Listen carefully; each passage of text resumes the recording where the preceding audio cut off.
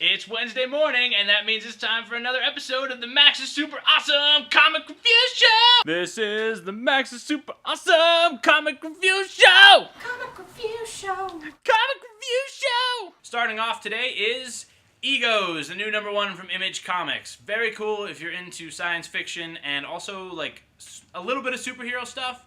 Ego stands for Earth Galactic Operatives, and they are the police that are in charge of protecting all of Earth's various colonies from villainous scum. Sorry, that was a little bit of a tongue twister there. Anyway, this book takes place 27 years after the Egos have been disbanded, and the galaxy has sort of run amok again. So the Egos are being reformed, and are on a new mission to stop the Mass, which is a weird matter-manipulating monster. It's pretty cool looking. Looks like that. Anyway, it's an Image #1, so you should definitely check it out, as they are either amazingly awesome or amazingly collectible. Next on the list we have, from Marvel Comics, Seekers of the Weird. It's about two kids, brother and sister. The brother's name is Maxwell, which, awesome, that's my name. They find out that their parents are actually sort of like the Indiana Jones of magical items, and they get whisked away to a fantasy kingdom by their strange black sheep of the family uncle. So really cool, great art, definitely recommend checking it out. Next from Marvel #1 we have Deadpool, Night of the Living Deadpool. This book is by Colin Bunn, and it is exactly what you would expect from a book entitled Night of the Living Deadpool. Deadpool wakes up after falling into a food coma from eating too many chimichangas. Seriously, that's in the book. And discovers that the world has been overrun by zombies. Shortly thereafter, he gets picked up by a group of survivors and whisked away on what is sure to be a crazy adventure through the Night of the Living Deadpool. It was awesome. Seriously, check it out. From IDW, we have Gateway. Set in Los Angeles at the beginning of the book, a undercover cop is doing a drug buy, and it goes awry, and he gets shot, and he falls through an alley doorway and discovers that he is in purgatory, basically.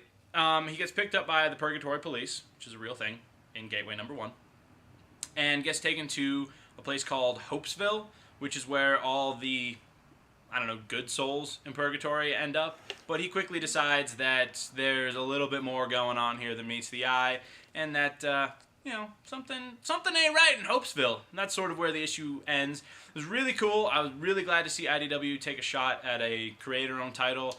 It reminded me more of an Image than an IDW book.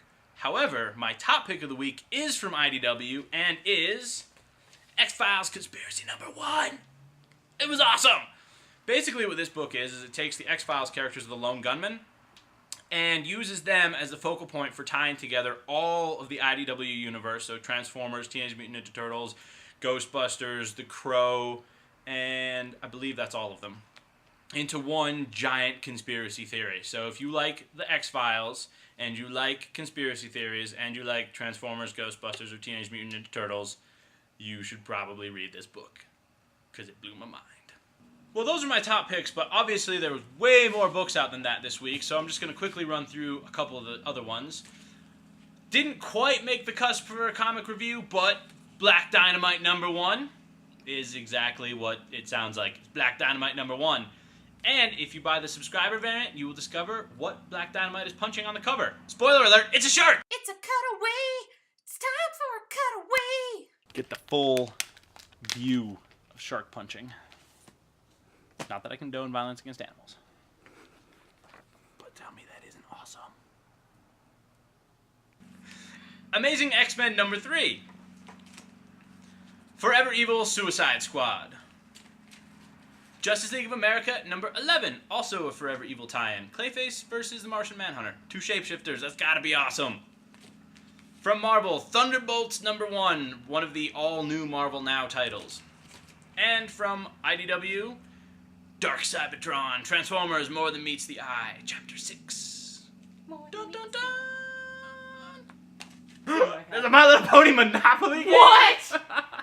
We're gonna wrap this up with a book from the kids section, My Little Pony Friendship is Magic, issue #15. If you're a brony, if you're a fan of the show, if your kids are a fan of the show and they won't stop talking about it, definitely get them the comic because it'll keep them quiet for a little while. You won't have to hear about Twilight Sparkle or Rainbow Dash or Fluttershy or Pinkie Pie or Rarity.